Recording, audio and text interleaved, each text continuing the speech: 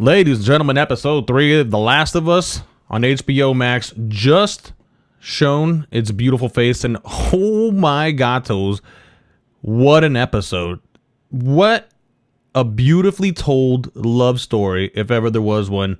I don't want to make this a political thing because it really doesn't delve into that political climate that we're all in right now, where everybody just hates everybody, right? It doesn't even take that route. It actually does it in a very organic, very natural way. Two polar opposite characters come together in a way that they didn't in the video game. We really don't even see them interact at all. We know that there's a Frank.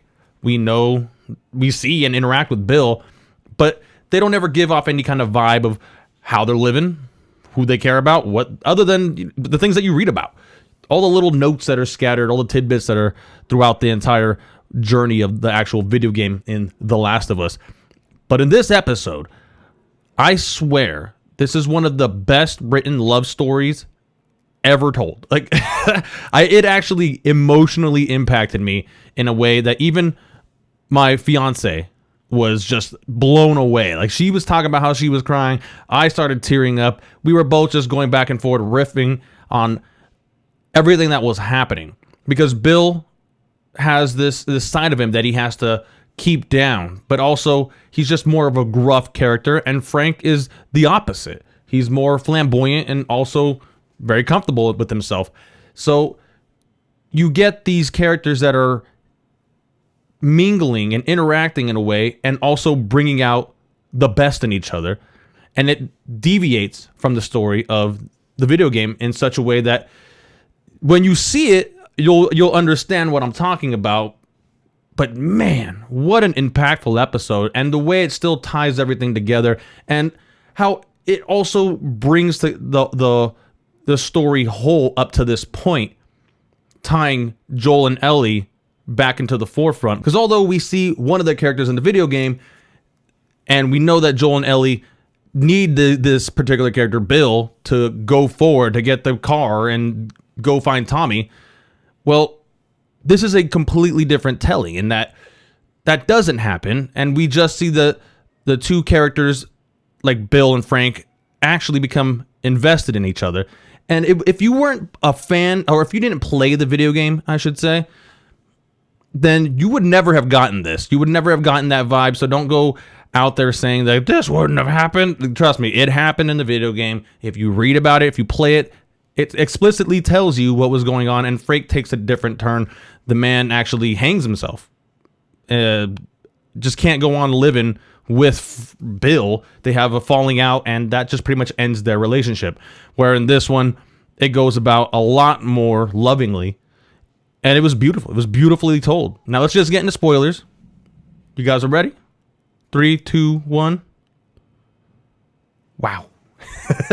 Okay, so Joel and Ellie definitely have a newfound respect for each other. It organically evolves just as the relationship that Bill and Frank have, in that Frank sees something in Bill that Bill wasn't able to ever express, and you can tell because of the way he says who was the girl after playing the piano, and Bill says there never was one, and Frank immediately knows, I know. He knew right when he got out of that pit, when he was smiling and telling Bill what was going on. Like, he knew. He just knew, right? And that emotional bond can definitely happen regardless when there's nobody out there, when it is The Last of Us. And who else are you going to share an intimate meal with or a conversation? It doesn't matter. We're human beings, and we need that kind of comfort, that social interaction, the same way that Ellie needs that social interaction from Joel. And she actually, you can tell, needs that as well, because in the way that she says and jokes about, can I have the gun? She starts joking, immediately after Tess's death. And also a very poignant line in which she says, don't blame Tess's death on me. You chose to help, to Joel, immediately, pretty much in the beginning of the episode. And that's an impactful line, because the first thing I said out loud was, you're right. And that is a very well-spoken line from Bella Ramsey, who continues every episode to get better and better. Or maybe I'm just understanding the character organically as she goes along in ways that I didn't in the first episode. Or maybe it was just too jarring for me to really kind of see and see her as an Ellie, where every other character looked more similar to their counterparts in video game. she actually has more expression and dialogue to work with. But seeing Nick Offerman in this role and really going home with it, really selling the gay. All right, let's not backpedal on what's going on in this episode. A couple times, there's things that go on that are so expressive and emotional, like the strawberry scene and how the comedic timing still hits. It still hits perfectly in moments where there's love and it's romantic. And then the whole way that the relationship ends is just so dramatic. And it's just actually a chef's kiss on a perfectly told episode. Made me tear up. Made Sasha tear up. Guys, this was another 10 out of 10 banger in ways that I think this episode stands out on itself better than the video game did. I think that if we had never interacted with Bill in the way that we did, still a great character per the video game. But if in this fashion it happened in the video game, it would have been so much more impactful. But this only happens because the translation between video game to show has to be different. And the way that they actually chose to end this character's life as opposed to just ending interaction with the character at all, because Bill doesn't die in the video game.